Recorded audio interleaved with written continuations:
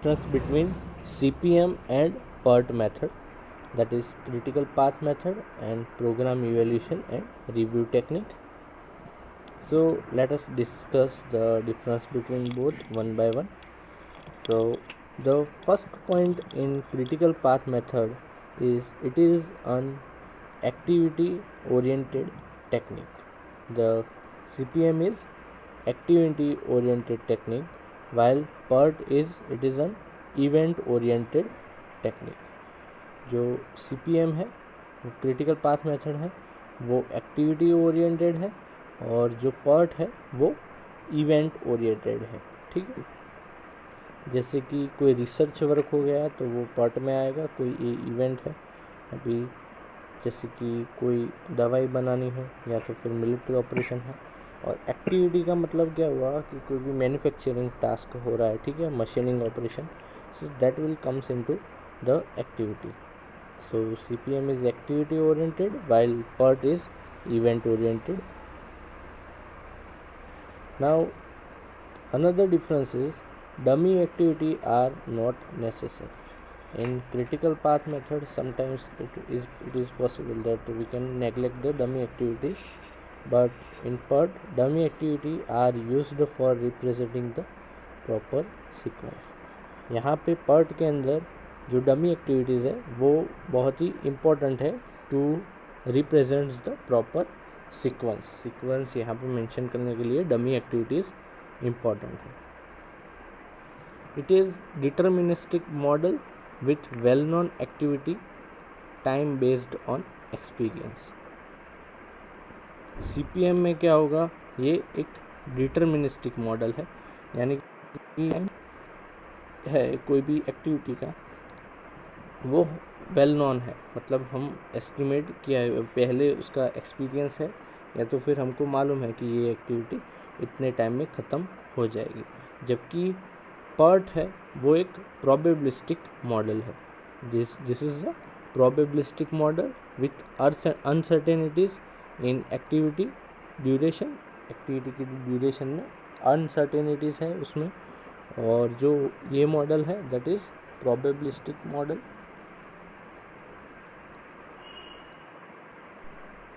Next difference is it is single time estimation, यानी कि यहाँ पे जो टाइम होगा वो सिंगल टाइम होगा, एक ही टाइम होगा. जो भी टाइम है एक्टिविटी का, जैसे कि 1 to 2, यहाँ पे टाइम जो होगा वो सिंगल टाइम होगा. सो it is a single time estimation technique while the PERT is multi time estimation. जबकि PERT में जो है यहाँ पे T की जगह पे क्या आएगा, T एस्टिमेटेड टाइम आएगा, और वो भी एस्टिमेटेड टाइम फाइंड करने के लिए हमको 3 टाइम चाहिए होगी, optimistic time plus 4 times most likely time plus T pessimistic time divided by 6. तब जाके हमको यहाँ पे एस्टिमेटेड टाइम मिलेगा, यानी कि मल्टीपल टाइम्स का यहाँ पे यूज़ करना पड़ेगा in this method. So it is known as multi-time estimation method. Another difference is CPM is used where emphasis is on optimizing resource allocation and minimizing overall cost. दूसरा जो thing important है वो है CPM के अंदर जो हमारा main objective होगा to optimise the resource allocation. जो भी रिसोर्स अलोकेट किए हैं उनको ऑप्टिमाइज़ करना, रिसोर्स अलोकेशन को, और मिनिमाइज़ करना ओवरऑल कॉस्ट को. ओवरऑल कॉस्ट हमको मिनिमाइज़ करना है इन CPM मेथड. जबकि PERT में हमारा मेन एम्फेसिस क्या है, PERT is used where the emphasis is on shortening the project execution time without considering cost. यानी कि कॉस्ट को कंसिडर किए बगैर हमको जो प्रोजेक्ट का एग्जीक्यूशन टाइम है वो मिनिमाइज़ करना है by any sort of means. ठीक है. And the last difference is mostly used for industrial plant maintenance, civil construction work. जो CPM मेथड है वो कहाँ पे यूज़ होगी, सो इंडस्ट्री प्लांट मेंटेनेंस है, सिविल कंस्ट्रक्शन वर्क है, ठीक है, कोई प्रोजेक्ट है. और जो PERT है वो कहाँ पे यूज़ होगी, mostly used in defence project, R&D work and where the activity time can not be readily predicted. जहाँ पे एक्टिविटी का टाइम रेडिली प्रिडिक्टेड नहीं है वहाँ पे PERT मेथड यूज़ होगी. Now let us discuss the crashing of network. Each activity of project consumes resources, so project manager has to calculate the project cost and it is required that the project cost must be within the budget. ये सभी project के लिए same ही होगा. This total project cost includes two types of cost. भी कोई भी project cost होगी तो वहाँ पे दो टाइप की कॉस्ट होगी. First one is direct cost and second one is indirect cost. Now, what is direct and indirect cost? First, let us discuss what is direct cost. Direct cost is that type of cost which depend on the resources involved in the project. These resources are man, machine, material included in the project. These 3M, man, machine, material का और जो resources यहाँ पे है ये तीनों, उसके लिए जो कॉस्ट इन्वॉल्व होगी वो होगी direct cost and that depends on the resources in the project. Indirect cost is fixed cost and variable cost. Indirect cost में दो टाइप्स की कॉस्ट है, फिक्स्ड कॉस्ट और variable cost. So let us see what is fixed cost. Fixed cost such as जैसे कि licence की फ़ी हो गई, रेंट है, जनरल एंड एडमिनिस्ट्रेटिव एक्सपेंसेस है which is irrelevant of the project progress of project. यानी कि आप प्रोजेक्ट स्टार्ट करो या नहीं करो लेकिन ये सारी फ़ीस तो लगनी है, जैसे कि लाइसेंस की फ़ी है, रेंट है या जनरल एडमिनिस्ट्रेटिव एक्सपेंसेस है. सो ये सारी फिक्स्ड कॉस्ट है, ठीक है. और जो वेरिएबल कॉस्ट है उसमें कौन कौन सी आएगी, जैसे कि इंटरेस्ट ऑन कैपिटल, कैपिटल के ऊपर इंटरेस्ट कितना आ रहा है. फिर डेप्रिसिएशन यानी कि जो उसमें की वैल्यू कम कितनी हो रही है जो हमारे इक्विपमेंट्स हैं उनकी, depending on the time consumed by the project. यानी कि प्रोजेक्ट के कंजम्पशन पे डिपेंड करता है कि जैसे कि रॉ मटेरियल लाया तो उसकी वैल्यू कितनी कम हो रही है या बढ़ रही है, ठीक है, उसका depreciation. And the sum of both cost gives the total project cost. यानी कि डायरेक्ट कॉस्ट और इनडायरेक्ट कॉस्ट का सम करेंगे तो हमको प्रोजेक्ट की टोटल कॉस्ट मिल जाएगी. Here it is the curve which shows the minimum cost and direct cost. Now initially the direct cost is very high while the indirect cost is low, but as the project starts the indirect cost starts on increasing while the direct cost starts decreasing. And there is a one particular slope, if we add then there will be one point where we can get the minimum cost of the project and that is our ultimate aim. So the total project cost depends on the time of project. So direct cost is high in the beginning of the project due to purchase of material and machine.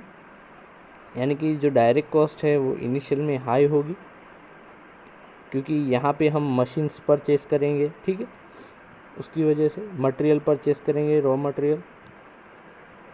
So as time goes on direct cost decreases since indirect cost is depending on the time, it increase with the time. और जो indirect cost है वो time के ऊपर dependent है, so वो increase होगी with the increase in time और जो direct cost है वो decrease होगी with increase in time.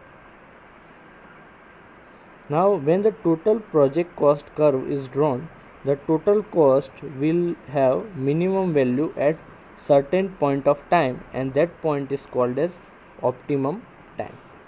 यानी कि जो and the cost corresponding cost is called as optimum cost. यानी कि जो प्रोजेक्ट कॉस्ट का कर्व है यहाँ पे टोटल कॉस्ट की जो यहाँ पे मिनिमम वैल्यू जो मिलेगी उस मिनिमम वैल्यू के लिए इस पॉइंट पे यहाँ पे जो कॉस्ट होगी प्रोजेक्ट की that will be optimum cost and that time project time is called as optimum time, that is the optimum time, and for that the total project cost is the optimum cost of project. Now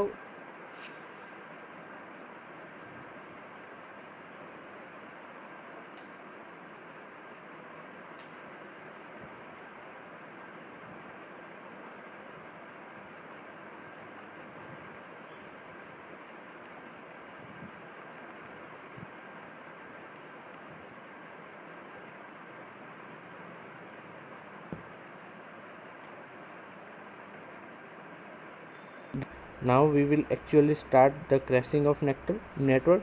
Now many cases it is necessary to complete the project earlier than the duration of the time calculated based on CPM. यानी कि कुछ projects कैसे हो गए कि जहाँ पे it is very much important to complete before the given deadline. जो भी क्रिटिकल पाथ टाइम है उससे अर्लियर प्रोजेक्ट हमको कंप्लीट करना है. When the project time is required to be reduced from critical time, then it will cause more cost to company. और similarly अगर कम time में हमको प्रोजेक्ट कंप्लीशन करना है तो उसके लिए कॉस्ट जो होगी वो बढ़ जाएगी. अगर टाइम रिड्यूस करना है तो कॉस्ट जो होगी वो बढ़ जाएगी. सिंपल अगर आप पासपोर्ट साइज़ फ़ोटो की आप बात करो तो उसके लिए अगर आप अर्जेंट फ़ोटो आपको चाहिए तो उसकी कॉस्ट है वो आपको हायर पे करनी पड़ेगी. और अगर क्योंकि जो सिंपली यहाँ पे भी फैक्टर्स वही इन्वॉल्व है, मैन, मशीन एंड मटेरियल. सो यहाँ पे उनका जो रिक्वायरमेंट है वो फुलफ़िल करना पड़ेगा, यानी कि उनको ज़्यादा पे करना पड़ेगा. तो उसकी वजह से जो कॉस्ट होगी वो कम टाइम में ख़त्म करने के लिए यहाँ पे कॉस्ट जो होगी वो बढ़ जाएगी for the company. If we say the time associated with the critical path method as normal time Tn and the cost associated with CPM as Cn, and then the normal time Tn will reduce to crash time when it is required to finish the project early. यानी कि यहाँ पे क्या होगा, suppose we take the time associated with the CPM as the normal time. जो critical path method में जितना time लगता है उसको हम नॉर्मल टाइम लेंगे, ठीक है. एंड उसके लिए जो कॉस्ट एसोसिएटेड होगी उसके साथ that will be the cost for the critical path, while the normal time will be reduced to crash the time. यानी कि TC पे जब हम रिड्यूस करेंगे normal time to crash time तो उसके लिए जो कॉस्ट होगी वो इंक्रीज़ होगी और that cost will be the crash cost. और वो क्रैश कॉस्ट क्या होगी, यहाँ पे इंक्रीज़ होगी क्योंकि ये जो क्रिटिकल टाइम है ये हम यहाँ पे जो भी क्रैश टाइम है वो हमको रिड्यूस करना है इसलिए.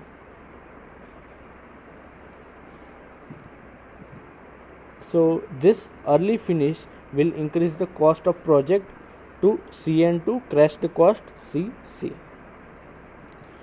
This process of time reduction is called crashing of project. और इसी को कहते हैं crashing of project, in which we reduce the time of project. Based on above data the cost slope is calculated by this formula. यहाँ पे cost slope है उसका calculation का फॉर्मूला दिया है जिसमें फर्स्ट है crash cost minus normal cost divided by normal time minus crash time. This is the equation for the cost slope. ये इक्वेशन याद रखना, ठीक है. वो आगे हम एग्जांपल में यूज़ करेंगे. Crash cost minus normal cost divided by normal time minus crash time. It is important to select that critical activity for crashing which has minimum slope.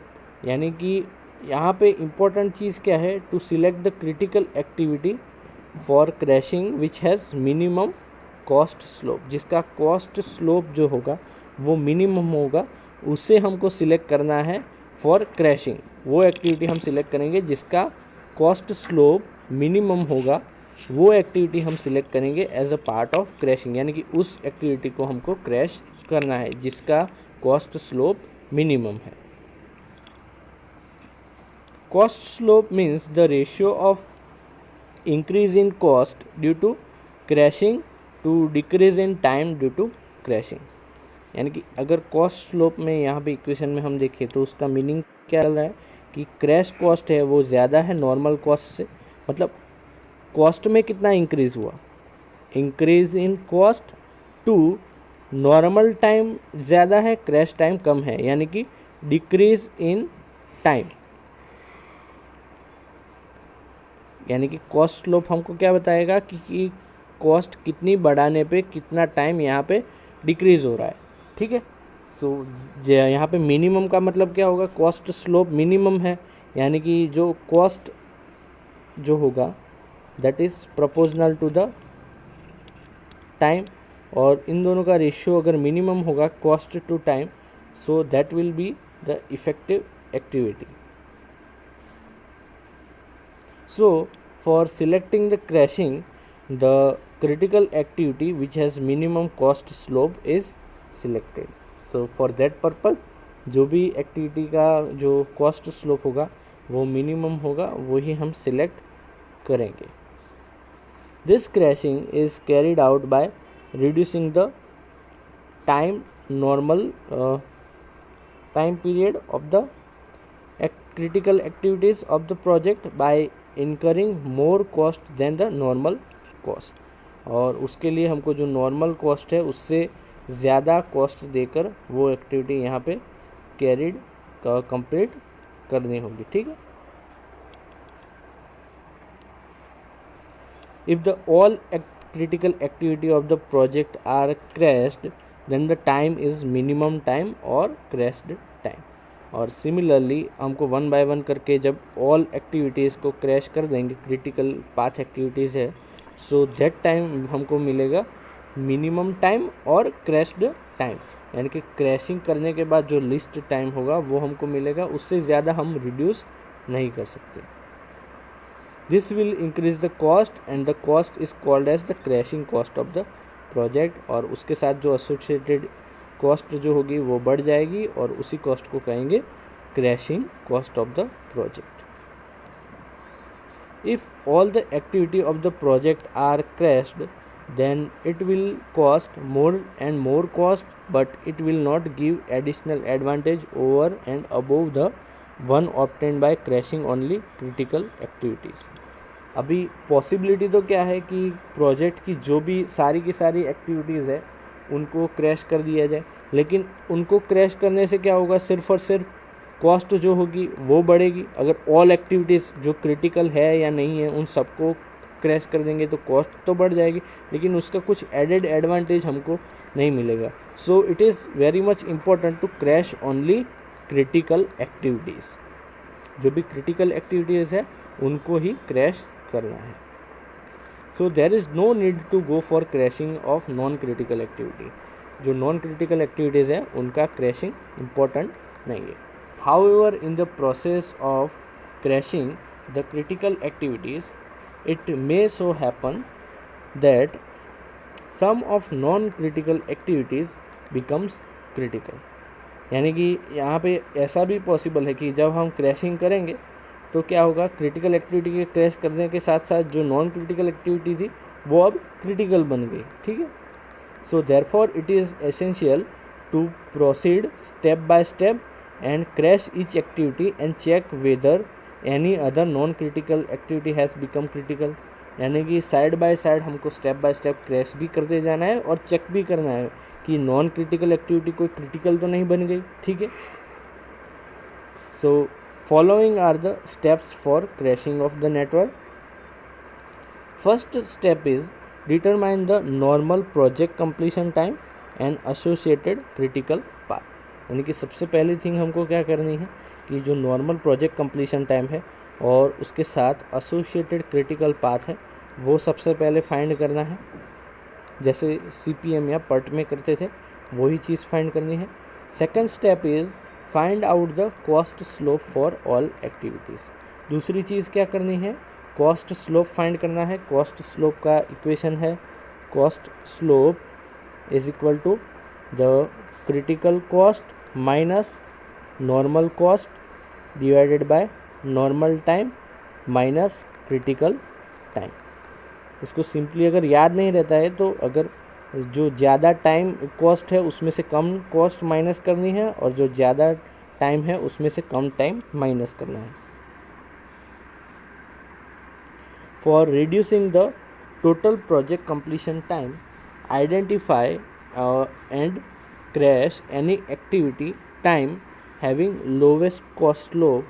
This lowest cost slope activity which is crashed is to be crashed up to any following stage is reached. अभी यहाँ पे क्या करना है, जो भी total project completion time हमको reduce करना है, सो identify and crash an activity time having lowest cost slope, जो कम से कम कॉस्ट स्लोप है वो एक्टिविटी फाइंड करनी है और उसको क्रैश करना है। And this lowest cost slope activity which is crashed is to be crashed up to any of following stages is reached. यहाँ पे उनको तब तक यहाँ पे क्रैश करना है if the either of other critical path is generated, अगर कोई दूसरा critical path जनरेट हो जा रहा है तब, या तो फिर that critical activity is reached maximum possibility of crashing, जो मैक्सिमम पॉसिबिलिटी है वहाँ तक वो रीच हो गई है। Fourth thing which we need to do is if the critical path under crashing determined in step 1, then continue crashing of the same path, now crash the next activity of the critical path having lowest cost slope. और अभी हमको आगे क्या करना है कि जो भी क्रिटिकल पाथ हमको मिला क्रैशिंग के अंदर, जो फर्स्ट स्टेप यानी कि फर्स्ट स्टेप के through, then we have to continue the crashing with using the same path. We will repeat the procedure and now we will crash the next activity of the critical path having lowest cost slope, यानी कि जो अगली activity जिसका cost slope minimum होगा उसको हम crash करेंगे। and stop this procedure when each critical activity has been crashed to its lowest possible time. और स्टॉप कहाँ पे करना है, जब क्रिटिकल एक्टिविटी का हमको लोवेस्ट पॉसिबल टाइम सबको क्रैश करने के बाद जो मिलेगा वहाँ पे हमको स्टॉप करना है। So this is all about the crashing of network. Thank you very much for listening me carefully. Have a nice day.